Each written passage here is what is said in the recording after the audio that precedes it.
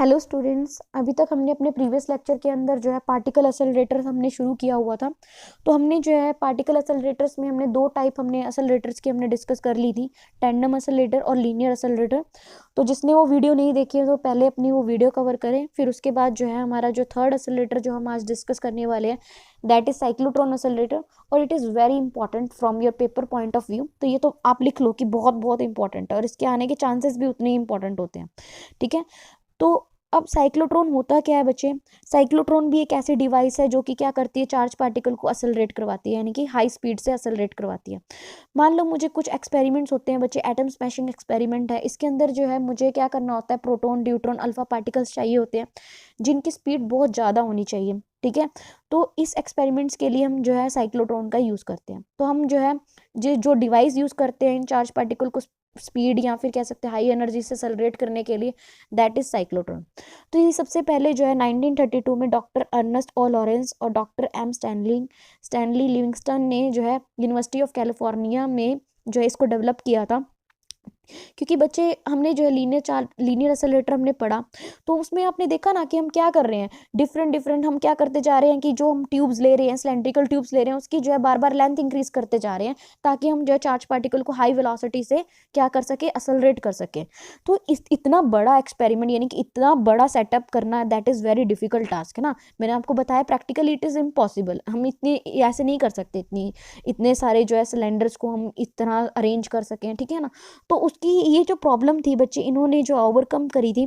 तो इन्होंने क्या किया था कि आप क्या करना है, आपको बेसिकली आपको चार्ज पार्टिकल को क्या करना है, एक्सेलरेट ही तो करना है। तो उन्होंने क्या किया था, एक पीरियोडिक एक्सेलरेटिंग पुशेस दिए थे while the particles travel along the circular path. Actually में क्या हो रहा था बच्चे, इन्होंने क्या किया, आप चार्ज पार्टिकल को एक्सेलरेट करवाओ, ठीक है, पर चार्ज पार्टिकल, मान लो ये हमारा चार्ज पार्टिकल है, ठीक है, इसको हम एक्सेलरेट तो करवाएंगे, पर कैसे एक्सेलरेट करवाएंगे कि जैसे ही मान लो कि यहाँ ये जो हमारा चार्ज पार्टिकल स्टार्ट हुआ, ठीक है ना, इलेक्ट्रिक फील्ड हमने क्या की, जैसे ही वो यहाँ से गैप में था इलेक्ट्रिक फील्ड हमने दी, ठीक है ना, जैसे ही वो एक डी के अंदर एंटर करेगा, वो हम सारे प्रोसेस देखेंगे, तो वहाँ पे स्ट्रॉन्ग मैग्नेटिक फील्ड अप्लाई होगी, तो वो उसको सर्कुलर मूव करवाएगी। फर्दर वो जब गैप में आएगा तब दोबारा से क्या होगा बच्चे, एक्सेलरेट करेगा। यानी कि इस तरह से जो है हम क्या कर रहे हैं बच्चे, पीरियोडिक वे में जो है हम जो है चार्ज पार्टिकल को एक्सेलरेट करवा रहे हैं। ठीक है ना, और पार्टिकल जो है इस केस में कैसा पाथ ट्रेवल करेगा बच्चे, सर्कुलर पाथ ट्रेवल करेगा, यानी कि पहले थोड़ा सा मूव करेगा, ठीक है, जैसे ही वो किसी एक डी, मान ली इसके अंदर जो अरेंजमेंट है दैट इज 2D इसका अरेंजमेंट है। ठीक है, जब मैं आपको इसका बताऊंगी, और यहाँ पे इन 2D को हमने फर्दर जो है कनेक्ट किया हुआ है हाई फ्रिक्वेंसी ऑसिलेटर से हमने कनेक्ट किया हुआ। ठीक है, तो यहाँ पे बीच में हम सोर्स लेते हैं, तो अभी मैं थोड़ा सा बताती हूँ उसमें क्या होता है बच्चे, इस गैप के अंदर जो है that is electric field is acting between this gap. ठीक है ना, इस गैप के अंदर इलेक्ट्रिक फील्ड एक्ट कर रही है, और यहाँ पे बच्चे कौन सी फील्ड एक्ट कर रही है, दैट इज मैग्नेटिक फील्ड। तो जैसे ही चार्ज पार्टिकल जो है, मान लो प्रोटॉन है, ठीक है, तो चार्ज पार्टिकल यहाँ मूव करेगा, ठीक है, यहाँ पे जब मूव करेगा तो उस केस में क्या होगा, इसकी मान लो इसकी जो पोलैरिटी है दैट इज नेगेटिव, और हम क्या ले रहे हैं, प्रोटॉन ले रहे हैं, तो जैसे ही चार्ज पार्टिकल यहाँ आएगा तो उसकी पोलैरिटी उसकी तरफ अट्रैक्ट होगा। ठीक है ना, तो वो मूव करेगा इस डी के अंदर, और यहाँ पे क्या लग रही है बच्चे, मैग्नेटिक फील्ड लग रही है, तो मैग्नेटिक फील्ड क्या करेगी, इसको सेमी सर्कल पाथ ट्रेवल करवाएगी। फर्दर जब वो गैप के अंदर आएगा, ये जो पोलैरिटी यहाँ पे मान लो इसकी पोलैरिटी अगर नेगेटिव थी, इसकी पहले पॉजिटिव थी, जैसी गैप में इसकी पोलैरिटी चेंज, ठीक है ना, ये नेगेटिव होगी, पॉजिटिव, तो ये दोबारा से अट्रैक्ट होगा इसकी तरफ, फर्दर मैग्नेटिक फील्ड एक्ट करेगी, फिर ये ज़्यादा सर्कल का रेडियस का जो है सर्कल ट्रैवल करेगा। इस तरह से जो है ये करते रहेंगे, तो इस तरह से जो है चार्ज पार्टिकल जो है एक्सेलरेट होता जाएगा गैप में, और इसकी वेलोसिटी क्या होती जाएगी, इंक्रीज होती जाएगी। ठीक है, तो प्रिंसिपल एक बार अच्छे से देख लेते हैं। प्रिंसिपल क्या है,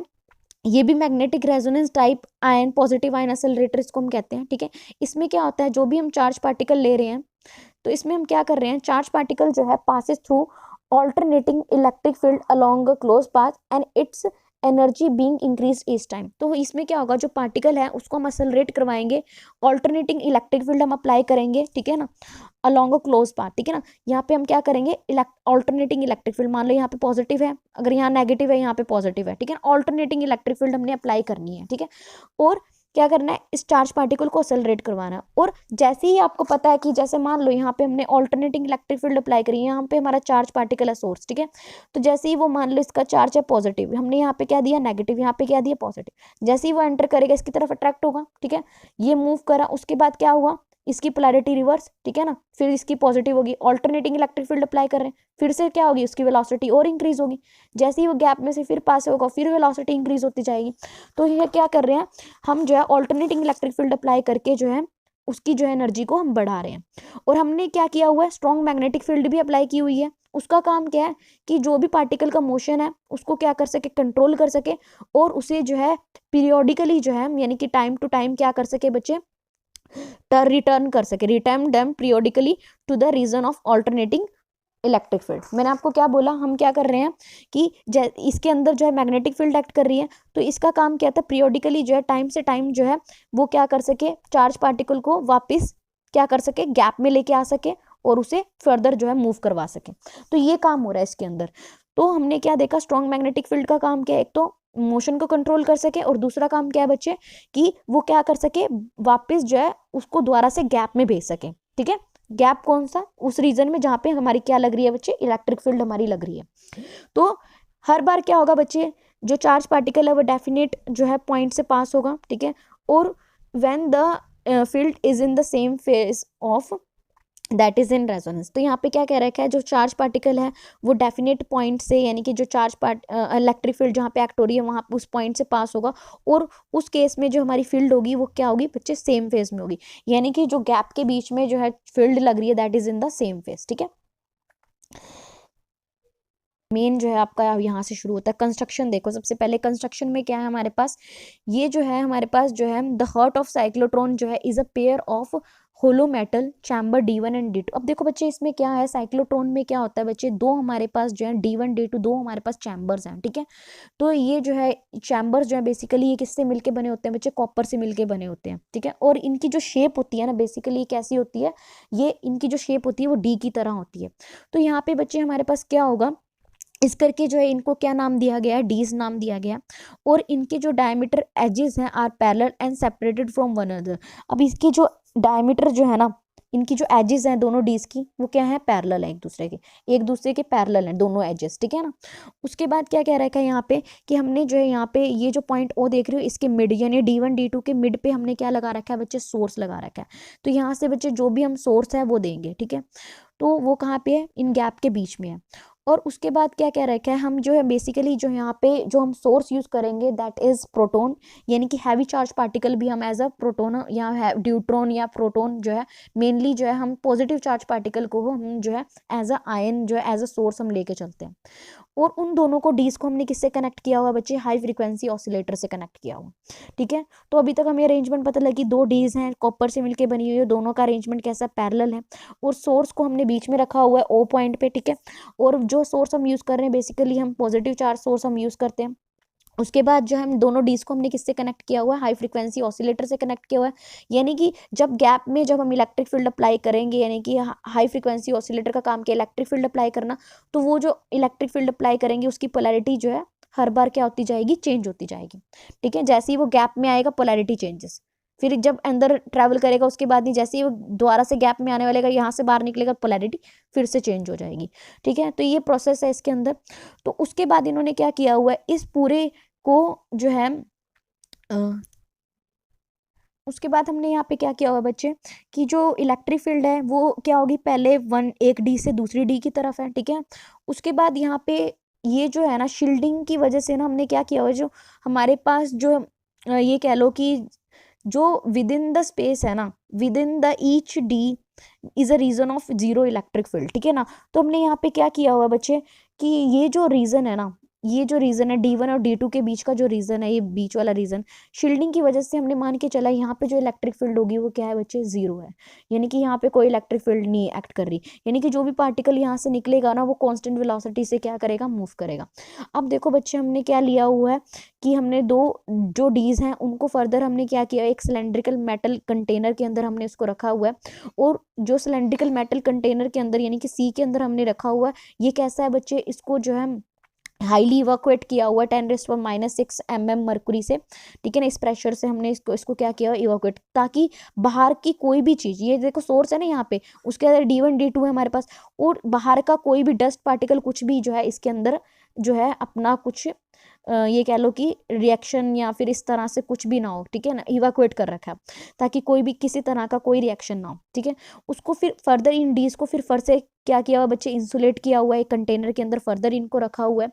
उसके बाद जो ये सारा का सारा अरेंजमेंट है उसको हमने किस में रखा हुआ है बच्चे, हमने क्या कर रहे हैं बच्चे, मैग्नेटिक फील्ड प्रोवाइड कर रहे हैं और परपेंडिकुलर मैग्नेटिक फील्ड हम क्या कर रहे हैं, प्रोवाइड कर रहे हैं। यानी कि जो D1 D2 की जो फ्लैट फेसेस हैं, ठीक है, यानी कि आप ये वाले कह सकते हो, उस पर हम परपेंडिकुलर क्या लगा रहे हैं बच्चे, मैग्नेटिक फील्ड हम अप्लाई कर रहे हैं। तो यहाँ से हमने दो चीज़ें नोटिस करी कि यहाँ पे हम क्या कर रहे हैं बच्चे, परपेंडिकुलर जो है मैग्नेटिक फील्ड जो है अप्लाई कर रहे हैं, और इलेक्ट्रिक फील्ड हम कहाँ अप्लाई कर रहे हैं, इसके अंदर, डीज के अंदर, और गैप के अंदर जो है इलेक्ट्रिक फील्ड क्या है बच्चे, 0 है, ठीक है।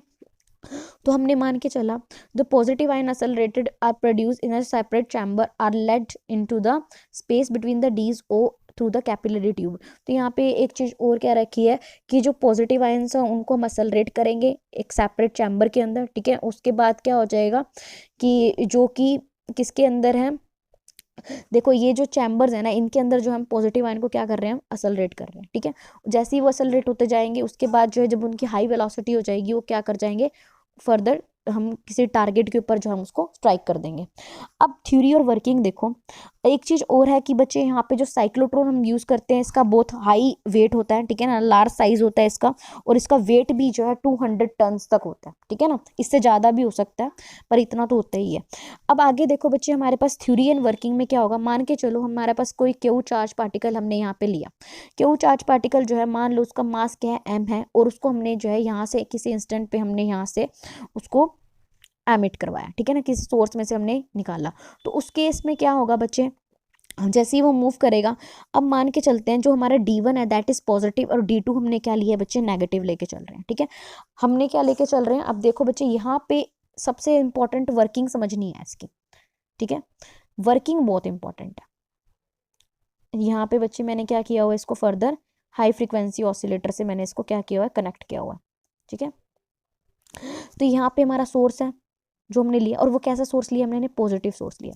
मान लो ये जो D1 है और ये D2 है, D1 is at positive potential and D2 is at negative potential, ये पोलैरिटी है फर्स्ट। अब देखो जो चार्ज पार्टिकल होगा, अगर D1 हमारा पॉजिटिव है और D2 हमारा नेगेटिव है, और हमारा सोर्स भी कैसा है बच्चे, पॉजिटिव है, और सोर्स है उसका जो चार्ज है Q है, और M क्या है बच्चे, मास है, ठीक है। अब क्या होगा बच्चे, मान लो किसी V1 वेलोसिटी, अब देखो जब चार्ज पार्टिकल है, अब पॉजिटिव चार्ज है तो नेगेटिव की तरफ अट्रैक्ट करेगा, मान लो किसी V1 वेलोसिटी से वो मूव कर रहा है, ठीक है। तो जो चार्ज पार्टिकल है वो क्या होगा बच्चे, क्या होगा, एक्सेलरेट होगा, ठीक है ना, कुछ मान लो कुछ वेलोसिटी से या कुछ वेलोसिटी से क्या होगा बच्चे, एक्सेलरेट होगा, इस गैप के अंदर एक्सेलरेट होगा, और किसके अंदर एंटर कर जाएगा बच्चे, D2 के अंदर एंटर कर जाएगा, और उसकी वेलोसिटी उस केस में मान लो V1 है, ठीक है। तो उसने क्या किया, क्योंकि D2 नेगेटिव की तरफ अट्रैक्ट होगा ना पॉजिटिव चार्ज, तो यहाँ पे वो मूव करा, तो उसने किस वेलोसिटी से वो मूव किया, मान लो V1 वेलोसिटी से वो मूव किया, ठीक है। अब हमने क्या किया है, यहाँ पे परपेंडिकुलर हमने क्या लगा रखे हैं, मैग्नेटिक फील्ड हमने अप्लाई कर रखा है। तो परपेंडिकुलर मैग्नेटिक फील्ड हमने अप्लाई कर रहा है, तो उसका काम क्या होता है बच्चे, जैसे ही चार्ज पार्टिकल D2 के अंदर एंटर करेगा तो उस केस में क्या होगा बच्चे, हमने क्या करना है, जो परपेंडिकुलर मैग्नेटिक फील्ड का काम क्या होता है बच्चे, इसको क्या करना, सेमी सर्कल, जैसे ही इसके अंदर एंटर करेगा वो सेमी सर्कल पाथ जो है ट्रैवल करेगा। मान लो उसने जो सेमी सर्कल पाथ ट्रैवल किया है उसका जो रेडियस है दैट इज R, ठीक है ना, उसका जो रेडियस है वो क्या है बच्चे, R है।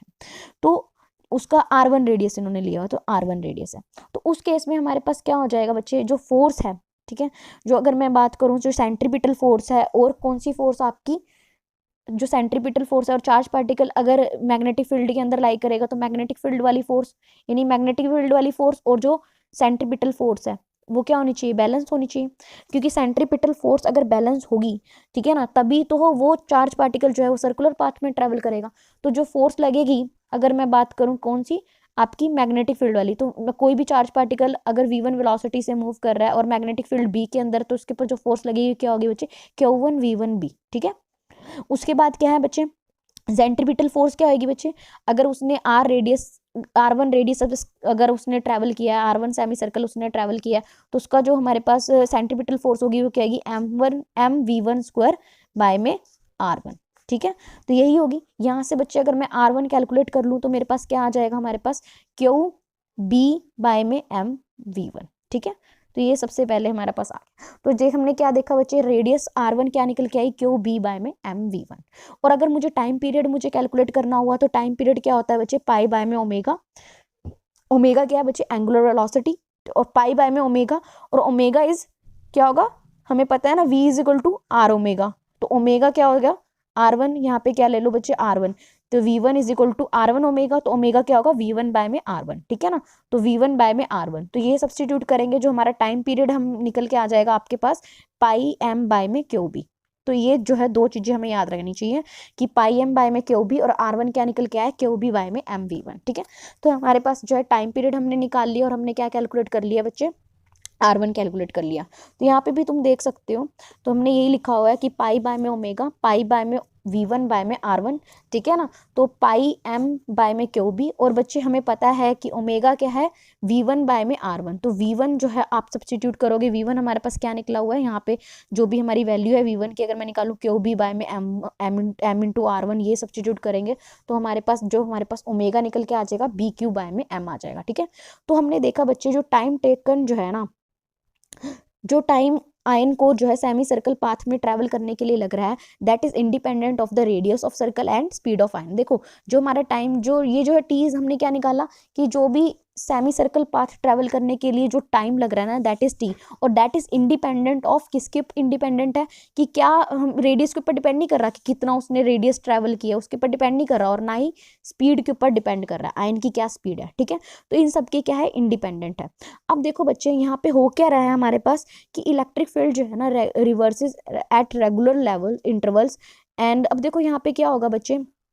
जैसे ही मैंने आपको बोला, अब जैसे ही उसने सेमी सर्कल का पाथ ट्रैवल कर लिया ना, अब मैंने क्या लगा रखा है, हाई फ्रीक्वेंसी ऑसिलेटर लगा रखा है। अब ये क्या कर देगा, पोलैरिटी को रिवर्स कर देगा, इसकी पोलैरिटी नेगेटिव हो जाएगी, अगले केस में इसकी पोलैरिटी क्या हो जाएगी, आपको पता है हर टी बाय में 2 टाइम के लिए जो है पोलैरिटी रिवर्स हो जाती है। तो जैसे ही वो यहाँ पे इससे बाहर निकलेगा D2 से, तो इसकी पोलैरिटी रिवर्स होगी, इसकी नेगेटिव होगी, इसकी क्या हो जाएगी बच्चे, पॉजिटिव हो जाएगी। तो यहाँ से वो कॉन्स्टेंट मूव करेगा, ठीक है ना, कॉन्स्टेंट वेलोसिटी से मूव करेगा, सॉरी वेलोसिटी जो है इंक्रीज हो जाएगी नेक्स्ट केस में, ठीक है ना, और उस केस में हमारे पास क्या हो जाएगा, वो और बड़ा जो है सेमी सर्कल जो है ट्रैवल करेगा, ठीक है। तो और बड़ा क्या करेगा बच्चे, सेमी सर्कल ट्रैवल करेगा, फिर से गैप में आएगा, फिर से पोलैरिटी क्या हो जाएगी बच्चे, इसकी नेगेटिव हो जाएगी, इसकी क्या हो जाएगी, पॉजिटिव हो जाएगी, फिर से वो पॉजिटिव प्रोटॉन जो है बहुत तेजी से क्या करेगा बच्चे, इससे मूव करेगा, इस तरह से इसकी सेमी सर्कल और बड़ा सेमी सर्कल वो ट्रैवल करेगा, इस तरह से बच्चे क्या होता जा रहा है, उसकी स्पीड जो है वो इंक्रीज होती जा रही है। तो यहाँ पे ये कह रहा है कि इलेक्ट्रिक फील्ड जो है हर इंटरवल पे क्या हो रहा है बच्चे, रिवर्स हो रहा है, और टाइम टेकन जो है टू कवर सेमी सर्कल जो है ईच इक्वल टू द, और जो भी इलेक्ट्रिक फील्ड रिवर्स हो रही है, और उसको जो टाइम जो है ना हमेशा सेमी सर्कल पाथ ट्रैवल करने का जो टाइम है, that is same, that is equal to क्या, टी बाय में 2, ठीक है ना, दैट इज इक्वल टू जो भी हमने बताया, जो भी टाइम टेकन जो है वो किसके इक्वल होगा, जो भी इलेक्ट्रिक फील्ड हम रेगुलर इंटरवल पे लगा रहे हैं, और हर किसके इक्वल है, जो भी आयन ने टाइम लिया है, ठीक है। तो इलेक्ट्रिक फील्ड जो है between the gaps will be in the proper direction, जो इलेक्ट्रिक फील्ड हम अप्लाई कर रहे हैं गैप के अंदर वो प्रॉपर डायरेक्शन में है, ठीक है। उसके बाद क्या हो रहा है, आयन जो है हर बार क्या होता जा रहा है बच्चे, एक्सेलरेट होता जा रहा है। तो on leaving D2 the ion will find D1 negative. Of course मैंने आपको बता दिया कि जैसे ही वो D2 को जाएगा, D2 से निकलेगा, इसकी पोलैरिटी क्या हो जाएगी बच्चे, नेगेटिव हो जाएगी, तो और तेजी से क्या करेगा बच्चे, एक्सेलरेट करेगा, ठीक है ना,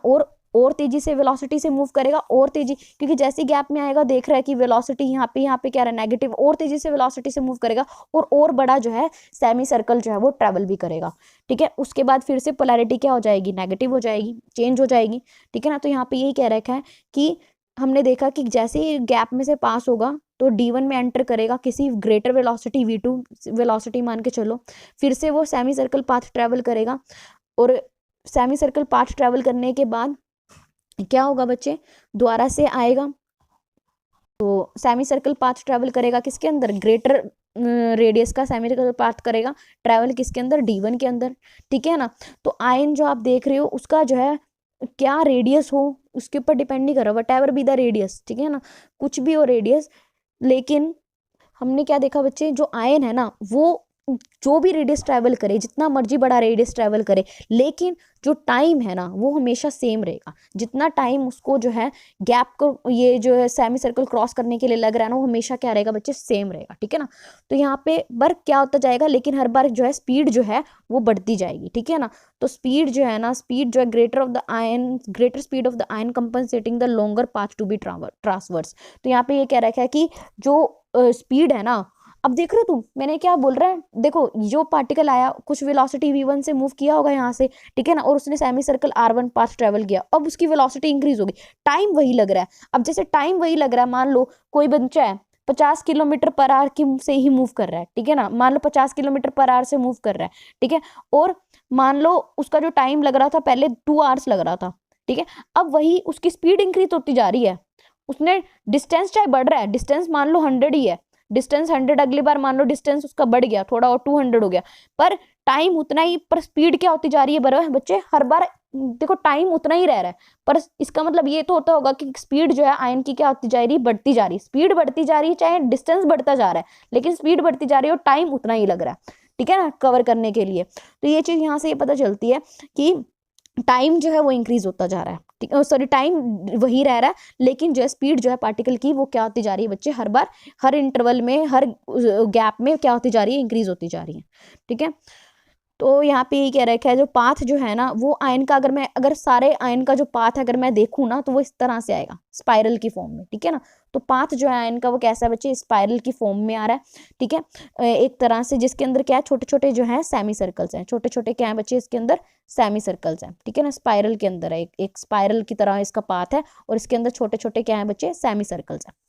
उसके बाद क्या कह रहा है क्या, और मान लो R be the outside radius of the dees and V is the velocity of speed ion travelling in the, अब देखो क्या कह रहा है कि आर मान लो, कैपिटल आर में मान के चलती हूँ कि क्या है बच्चे, आउटसाइड रेडियस ऑफ द डीज, ठीक है ना, जो डीज है ना उनका रेडियस है, ठीक है ना, जो हम डीज यूज कर रहे हैं ना, ये d1 d2 डीज है, इनका जो आउटसाइड रेडियस है ना वो आर है, कैपिटल आर। और v मैं क्या मान रही हूँ कि मैक्सिमम कितनी वेलोसिटी हो सकती है आयन की, वो किसके इक्वल है, तो मैक्सिमम वेलोसिटी जो आयन एक्वायर कर सकता है वो किसके इक्वल होगी बच्चे, क्यू बी आर बाय में एम के इक्वल, किसके इक्वल होगी, क्यू बी आर बाय में एम के इक्वल, ठीक है ना। तो मैक्सिमम वेलोसिटी अगर मैं देखूँ तो ऑफकोर्स आप देख सकते हो बच्चे कहाँ से आए, देखो ना वेलोसिटी क्या आएगी, क्यू बी आर बाय में एम, ठीक है ना। तो यहाँ पे आर क्या होगा, that is replaced by capital R, यानी कि जो डी का रेडियस होगा, अब डी के रेडियस से थोड़ी ना आगे बढ़ सकता है कुछ भी, तो डी के रेडियस के इक्वल होगा, तो वेलोसिटी जो मैक्सिमम वेलोसिटी एक आयन अक्वायर कर सकता है that is B r q by में एम।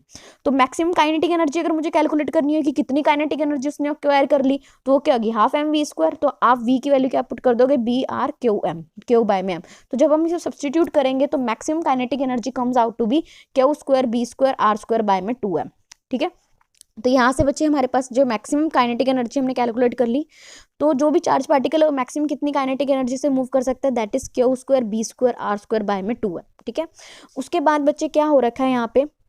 अब कंडीशन जो है ना for optical acceleration of ion in the inner D gap is that the time taken to travel semi circular path is half of the, अब मैंने आपको एक चीज बताई है कि जो टाइम जो एक आयन है, ठीक है ना, एक आयन जो है अगर वो इस डी के अंदर कितना टाइम ट्रेवल कर सकती है, ठीक है ना, टाइम कितना लेगी वो इस डिस्टेंस को कवर करने के लिए, वो मैंने आपको बताया था, वो कितना होना चाहिए हमेशा t बाय में 2 के इक्वल होना चाहिए, है ना। तो मैंने ये चीज आपको शुरू से ही बता दी है क्योंकि t बाय में 2 टाइम के बाद ये जो है कंडीशन जो है ना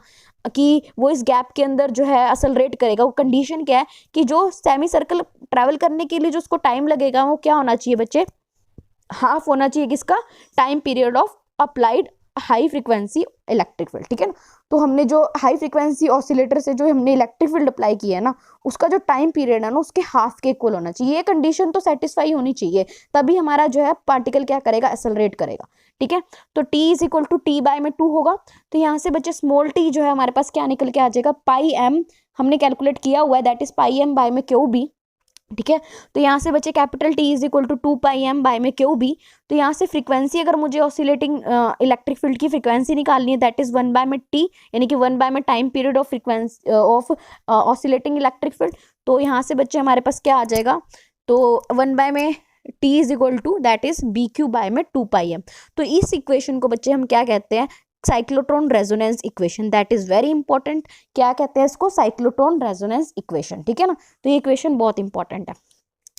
तो अगर मुझे ये इक्वेशन जो है इन टर्म्स ऑफ वी चाहिए तो maximum energy of charge particle क्या निकल के आएगी आपके पास, maximum energy in charge particle की क्या हो जाएगी, हाफ। तो यहाँ से हमारे पास हाफ बी स्क्वायर के स्क्वायर आर स्क्वायर बाय में एम। तो यहाँ से तुम जो सब्सटीट्यूट करोगे वैल्यूज, ठीक है ना, तो जब सब्सटीट्यूट करोगे तो हमारे पास वैल्यू सब्सटीट्यूट करोगे किसकी बच्चे, हमने सॉरी 4 पाई स्क्वायर से हमने मल्टीप्लाई 4 पाई स्क्वायर से हमने डिवाइड कर दिया। तो यहाँ से बच्चे आप देखोगे जो हमारी फ्रीक्वेंसी निकल के आई है, मैंने क्या बोली थी आपको फ्रीक्वेंसी जो आपने पीछे देखी होगी, तो फ्रीक्वेंसी जो हमारे पास निकल के आई हुई है बी क्यू बाय में 2 पाई एम, और हम कैसे कह सकते हैं बच्चे B square q square by में 4 पाई स्क्वायर एम स्क्वायर, ठीक है ना। तो ये किसके इक्वल है, एफ स्क्वायर के इक्वल। तो मैं ये सब्सटीट्यूट कर दूं तो यहाँ पे हमारे पास जो एनर्जी आ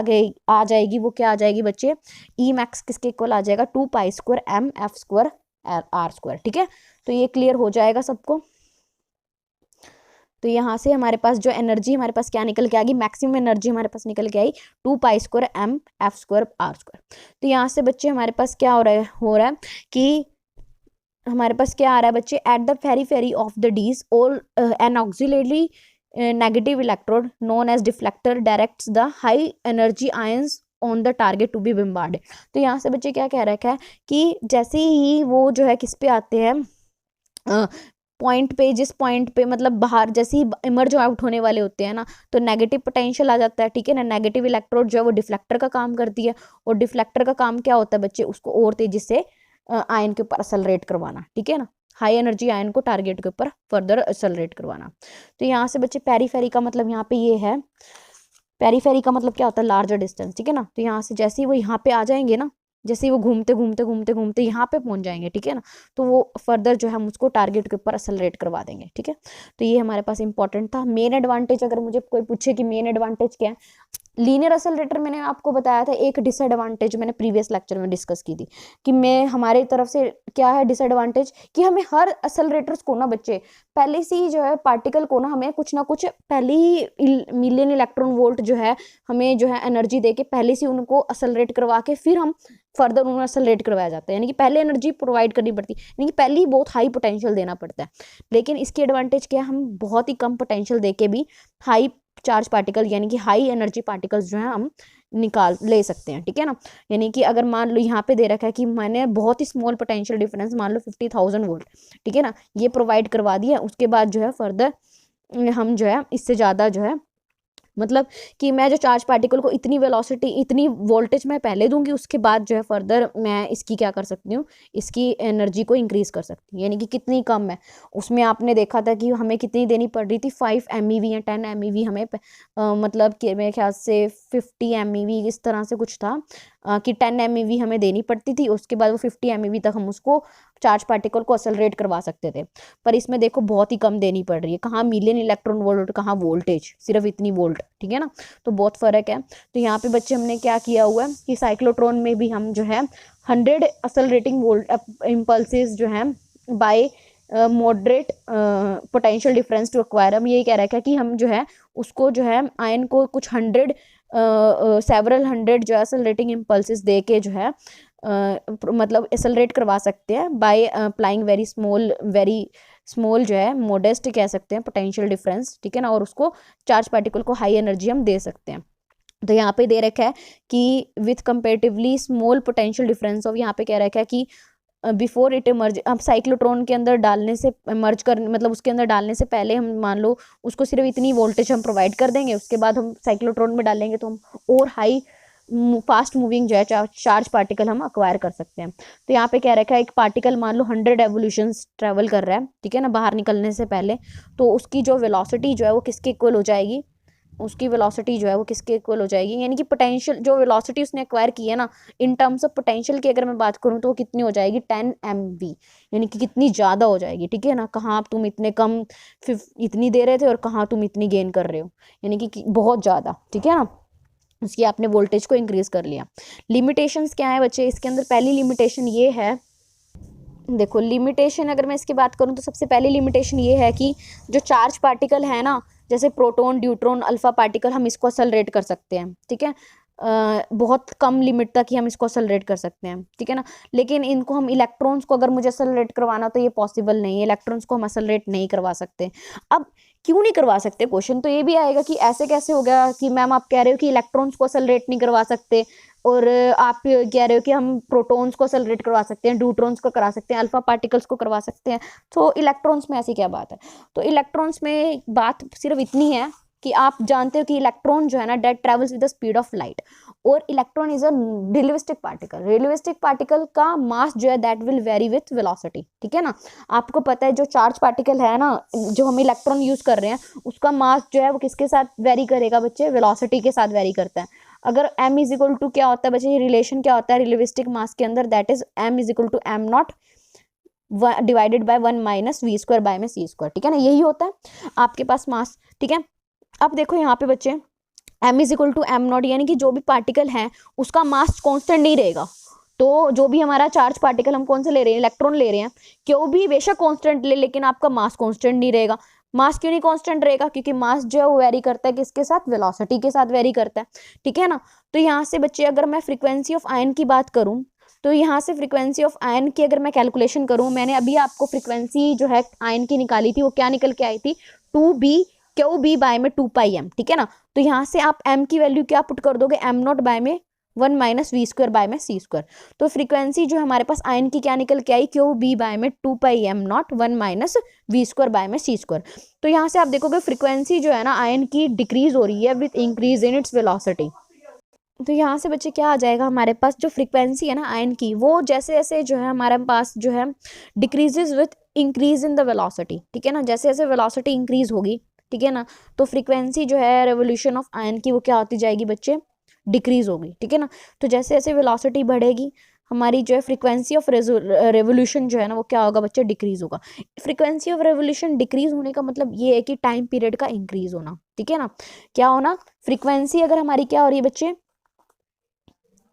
तो फ्रीक्वेंसी अगर हमारी क्या हो रही है बच्चे, डिक्रीज हो रही है, तो टाइम पीरियड जो है, टाइम टेकन टू, क्या कहना कि time taken to for the ion to cover a semi circle path will increase. यानी कि फ्रीक्वेंसी हम क्या कह रहे हैं, डिक्रीज हो रही है कि जैसे जैसे हम वेलोसिटी बढ़ा रहे हैं। बच्चे दिस इज रॉन्ग एक्चुअल में। आप बच्चे वेलोसिटी की बात ना करके ना आप बच्चे बात करो मास की, क्योंकि मेन तो मास का इफेक्ट देख रहे हैं ना। जैसे जैसे हम मास को बढ़ाएंगे, जैसे जैसे मास जो है पार्टिकल का क्या होगा, इंक्रीज होगा, तो हमारी फ्रीक्वेंसी क्या होगी बच्चे, डिक्रीज होगी, ठीक है ना। फ्रीक्वेंसी डिक्रीज होगी तो यानी कि टाइम पीरियड विल इंक्रीज। तो time taken to cover the semi circular path जो है वो क्या होना चाहिए था बच्चे,